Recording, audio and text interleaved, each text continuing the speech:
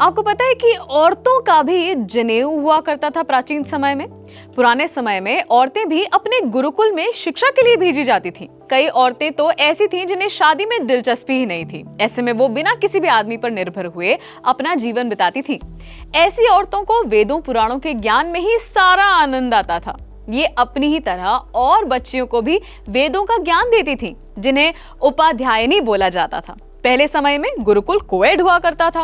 बाद में जब बच्चियां बड़ी हो जाती तो उनके इंटरेस्ट के हिसाब से उन्हें अलग से गुरुकुल में भेजा जाता था।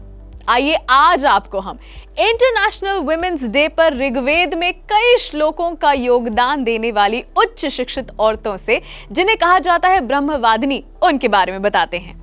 आज उनके बारे में हम बताएंगे आपको। वो इतनी तेजस्वी और तीक्ष्ण बुद्धि की थी कि अपने समय के पुरुष ज्ञानियों को भी वाद विवाद में हरा दिया करती थी। जिनकी मैं बात कर रही हूं, ये है ऋषि वाचक्नु की पुत्री गार्गी वाचक्नवी। ऐसा माना जाता है कि गार्गी के अंदर उनका तेज उनके पूर्वज ऋषि गर्ग से आया था और उन्हीं के नाम पर उनका नाम गार्गी रखा गया। गार्गी वेदों और दर्शन शास्त्र यानी कि फिलॉसफी की बड़ी ज्ञाता थी। उनके बारे में जो सबसे चर्चित एक कथा है, जो कि बृहदारण्यक उपनिषद में पाई जाती है, वो है राजा जनक के वैदेह राज्य की। राजा जनक ने राजसूय यज्ञ किया, जिसमें उन्होंने अलग अलग ब्राह्मणों, ज्ञानियों, राजाओं और राजकुमारों को बुलाया। यहाँ उन्होंने सारी सभा के बीच एक प्रतियोगिता करवाई, ये जानने के लिए कि कौन सबसे बड़ा आध्यात्म का ज्ञानी है। उस ज्ञानी को उनकी ओर से कई गायों और सोने का पुरस्कार मिलना तय था। ये देखकर सभी लोग आगे आए, पर जब उन्हें पता चला कि इस प्रतियोगिता में स्वयं याज्ञवल्क्य हिस्सा लेंगे तो केवल 8 लोग इसमें आगे बढ़े, जिनमें से एक वहां की इकलौती महिला साध्वी गार्गी थी।